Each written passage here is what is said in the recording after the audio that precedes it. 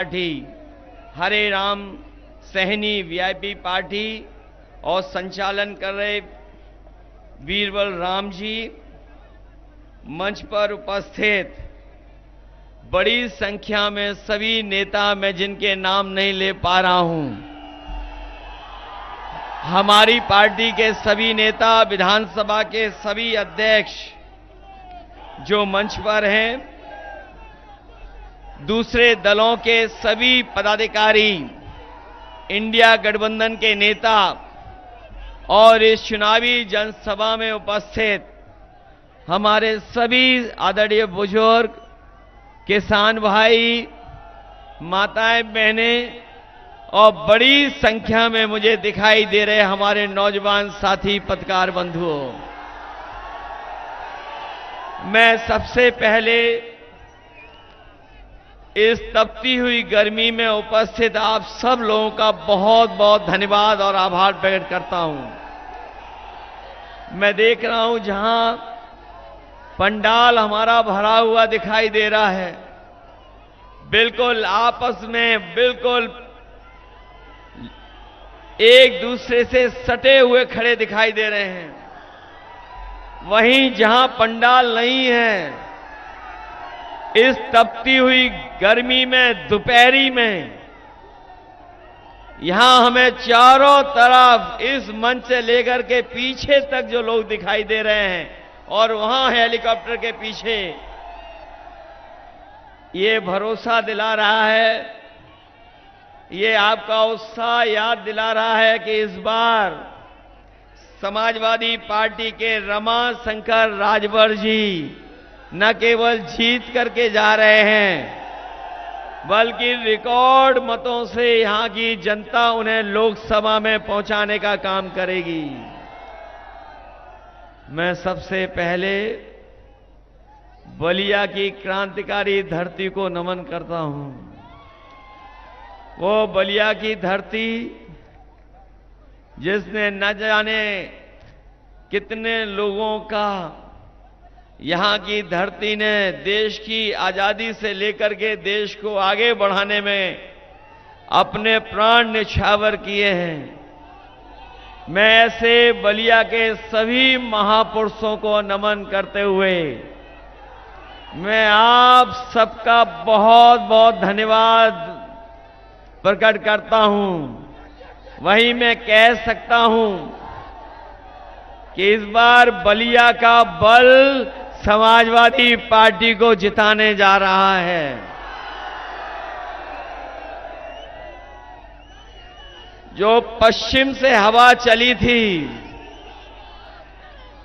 जहां पहले चरण से वोट पड़ा था, पश्चिम से जो शुरुआत जीत की हुई थी, वो मैं समझता हूं 7वें चरण में भी उससे ज्यादा उत्साह के साथ जीत की तरफ इंडिया गठबंधन बढ़ रहा है। और आपने देखा होगा अभी 6वें चरण में जो बम्पर वोट पड़े हैं, उससे भारतीय जनता पार्टी का सफाया हो चुका है। जो लोग 400 पार का नारा दे रहे थे, जो 400 पार का नारा दे रहे थे, वो 7वें चरण में 400 हार करके जाएंगे। और मैं देख रहा हूं कि जनता का गुस्सा लगातार बढ़ता चला रहा है। जैसे जैसे चरण बढ़ रहे हैं, गुस्सा भी जनता का बढ़ता चला जा रहा है। बलिया आते आते और जब वोट पड़ेंगे, यहां की जनता का जो 7वें आसमान में गुस्सा है, उसका सामना भारतीय जनता पार्टी नहीं कर पाएगी।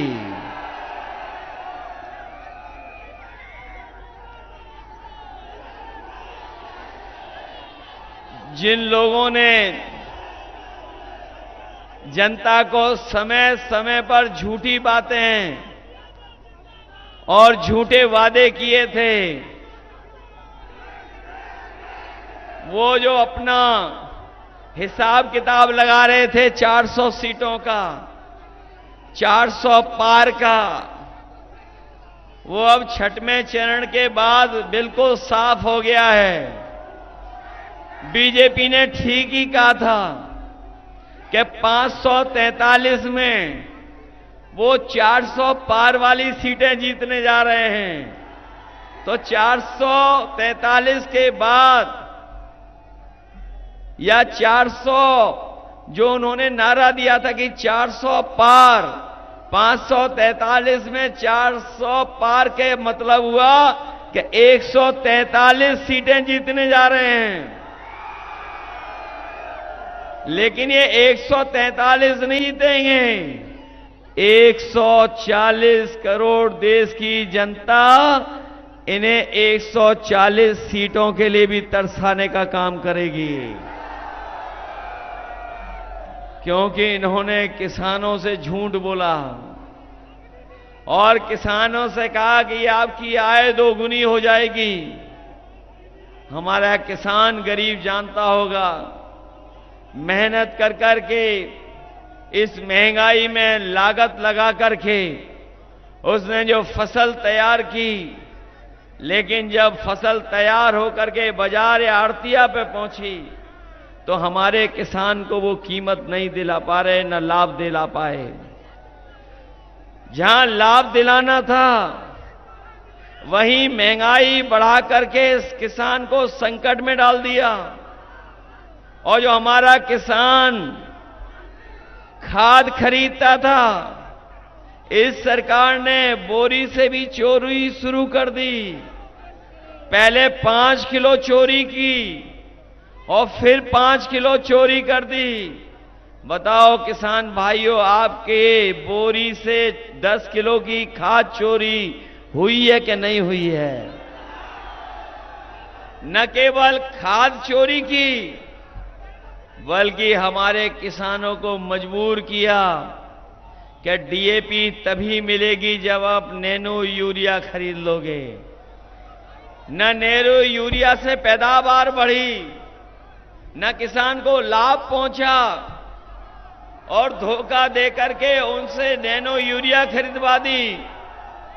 और सच्चाई तो ये है कि जिस तरीके से बड़े बड़े उद्योगपति भारत छोड़ करके चले गए, उसी तरीके से नैनो यूरिया वाले भी भारत छोड़ करके चले गए।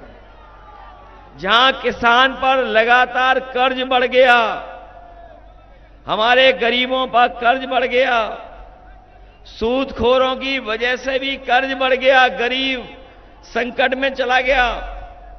सूदखोरों ने भी गरीबी का लाभ उठाया और हमारे गरीबों के ऊपर मुसीबत पैदा कर दी।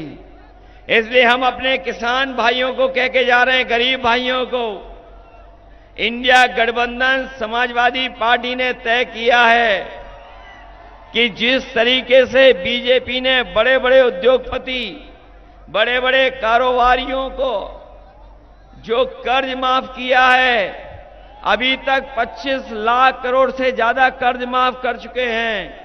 हम अपने किसान भाइयों को, गरीब भाइयों को भरोसा दिला के जा रहे हैं, इंडिया गठबंधन की 4 जून के बाद सरकार बनेगी, हमारे किसानों का कर्ज माफ होगा।